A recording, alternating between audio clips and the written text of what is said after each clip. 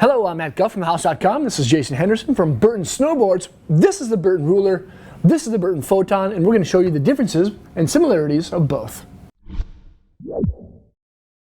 Jason, how you doing today, man? Doing good. Good. Got some coffee flowing and doing pretty good. Yeah, day two. We're here at the Burton Minneapolis store in Uptown Minneapolis, and Jason's in town walking us through and shooting some videos with us about some key products. And we have two pieces from the Burton lineup.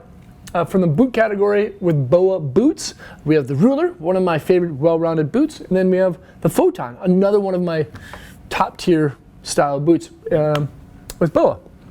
Yeah, I mean, both of these boots are very, kind of important in that, kind of key price point. With the Ruler coming in at $299, and then really for only $80 more, you get a lot more going on with the with the Photon. But really just depending on what you're looking for in a boot. We'll definitely kind of dictate, which model you go with. So, right. The Ruler, we've talked about it in a lot of other videos. We talk about it all the time. It's such a killer boot for the cash. Like, it's bang for the buck. I mean, it'll do anything for anybody. Mm-hmm. If you're operating on a budget and you've been riding for a while, the Ruler will definitely do anything you need it to. Right. But if you want something that's a little bit more supportive, fits a little better, better footbeds, longer lasting outsole, then stepping up to the Photon would be a killer option for $80 more. Right. What I love about both boots, despite their price point differences, is that they feature shrinkage footprint reduction technology, which leaves the imprint on the snow of a size 9. They have thermal heat moldable liners. And you were saying yesterday, which I find interesting, is that you prefer not to use to get them heat molded. You like to have your body heat activate the molding process. That's just me personally, yeah. I mean, obviously, the molding process just takes a little bit of the break-in process out, but sometimes it can almost go too far. Sure. I just assumed. I mean, they fit so good out of the box anyway, at least my foot. Right. So that could be, if people have, different, fit issues, you got some weird gnarly bunion or whatever, you gotta, then maybe molding will be, better for you. But for me, like, they fit me so well out of the box. They just keep getting better, right. So it's not super important, I hear that from, a lot of other people. It's like, oh, your boots just, I don't need to mold your boots. Yeah, you don't have to. You can, but you don't have to. Company X, I need to mold all the time, but you guys, it fits so good out of the box, Right. So let's get into some of their similarities and differences. The show panels look a lot different, of course, up on top between both. Yeah. So like I said, a couple different price points here, but they both feature the double BOA. So. Especially, Ruler BOA, what's nice about having the dual zones is that you can tighten the bottom and the top separately. So you just get a really good, snug fit. You're not pinching too hard down here and pinching too hard up here with a single zone and having this be too sloppy. You can really, get that focused in. And we talk about, how sometimes we like to ride the bottom nice and tight and the top maybe looser, or if, I always like the bottom nice and tight because that's what holds you in, but then you can loosen the top if you want something a little bit, softer, more playful, but, if you want something stiffer, you just reach down and, the beauty of BOA is you can just do it, pretty much to your pant leg and just crank it down. Right. Yeah, the knobs are easy to use when you have gloves or mittens on. Yep, that's the thing is that, the BOA system is very intuitive. It's, we have our speed zone, which is our proprietary. We've done it for years. It works great, and you pull it and everything. The end result is pretty much the same because, once it's tight, and you have two zones and all that. But, the BOA is really nice. So, it features the coiler, so it does a lot of the reeling in for you on the top zone, then the bottom. And then we also we use New England ropes on our BOA stuff. We don't use any steel cables. Right. And they have a little bit more, they have give instead of cables that don't have any give. Yeah, steel cables, one thing you notice is just how the boot rides. With the steel cables, there's just no give at all. I mean, that boot, you flex forward and all of a sudden that lacing's not giving and it's just jamming and causing pressure points into the tongues. And where with the New England ropes, it has the same overall tensile strength as steel, but it offers a more natural flex to it. So, and it's just not, as hard on the rest of the boot. You know, Right. sometimes you see that where, you know, there's no give with that, you know, the steel cables, and it's pulling like lace guides out, and the boots just fail a lot sooner. So. Right. Now, the Ruler has flex notches in the mid-step. Photon boa is actually just one piece. Do you find the Rulers to be a lot softer than what you ride in the Photon? I wouldn't say, you know, like head and shoulders difference, but it is softer. Yeah. So, you know, if you want a boot that's going to be, you know, something that's going to hold up at bigger landings off of jumps, you know, cutting through a lot of the chunder in the backcountry, you know, you get those tracked up powder where things are just, you know, get that kind of Colorado cement, you know, stuff. It's a stiffer boot's going to help cut through a lot of that. And also just carving, you know, stiffer boots, the boots do more of the work. But if you want something with a little bit more, you know, if you like a more foot roll, like when you're hitting boxes and rails, and you know, you like that freedom of the movement, you know, the Ruler's going to be a little softer for that. Right. Now, no, the liners are both heat moldable. Yep. Thermal heat moldable. This is the imprint 3. That's the imprint 2. Yep. These ones have a little bit higher exterior support panels. Yep. Internal J bars, dry ride heat cycle. Yeah. So here you just got, you know, a normal like kind of fleece liner, which, you know, wicks moisture, keeps your feet dry.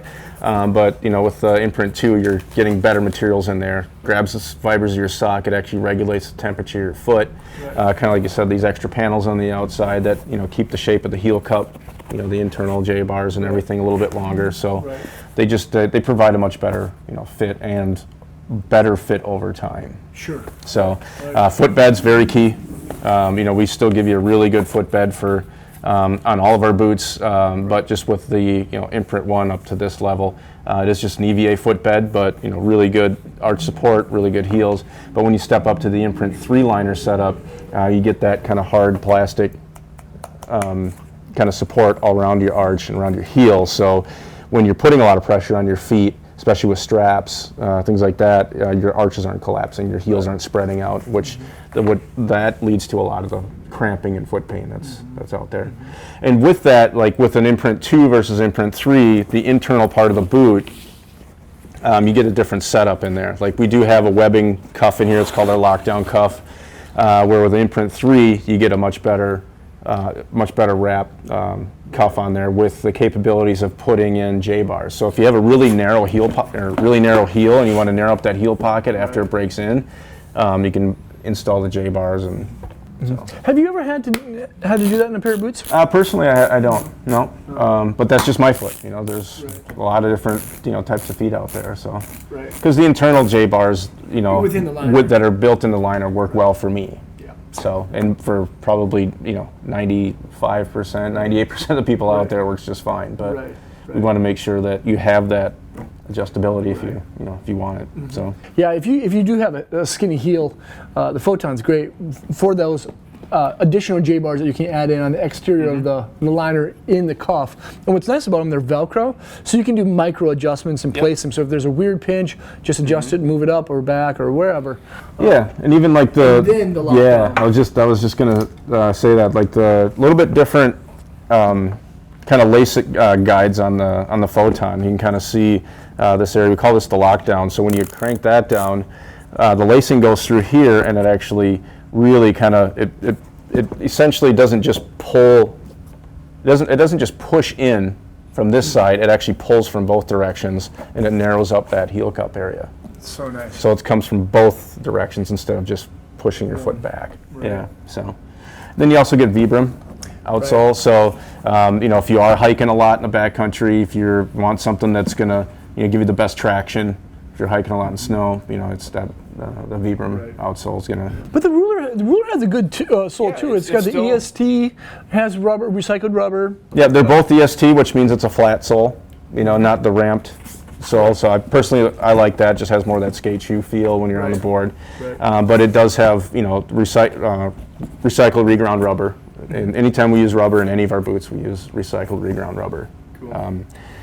But you know, the treads are definitely a little bit deeper and just a little bit more pronounced on the Vibram. Right. You know, I can see the Photon Boa being more of a steeper backcountry, side country, all mountain boot. Yep. And the freestyle maybe a little bit more on that park all mountain category. Yep. Right. So yeah, with the Vibram, then also that little extra plastic kind of toe box there when you're trudging around. You know, guys that are, you know, hiking in the back. You know, there's rocks and stuff underneath, and it helps the boot last a little longer. Right. So, you know, I've been just trying to figure out, okay, which boot am I going to spend a lot of time in?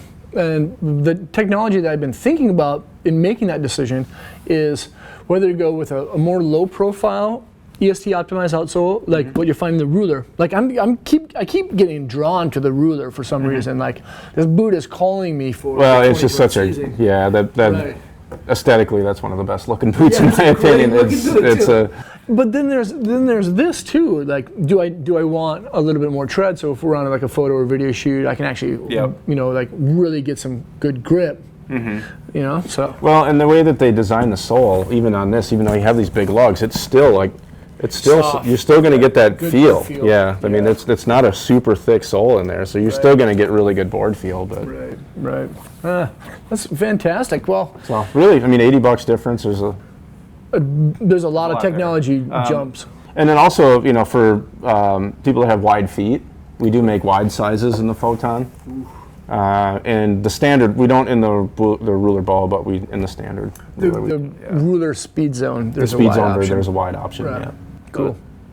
Sweet. Yeah. Well, awesome. Jayson, thank you so much for walking us through this stuff. Yeah, hopefully that helps. Yeah, yeah, definitely. Help me. Hopefully it confusing. Yeah. Just made it worse. Yeah. Sorry, everybody. No, thanks so much for watching.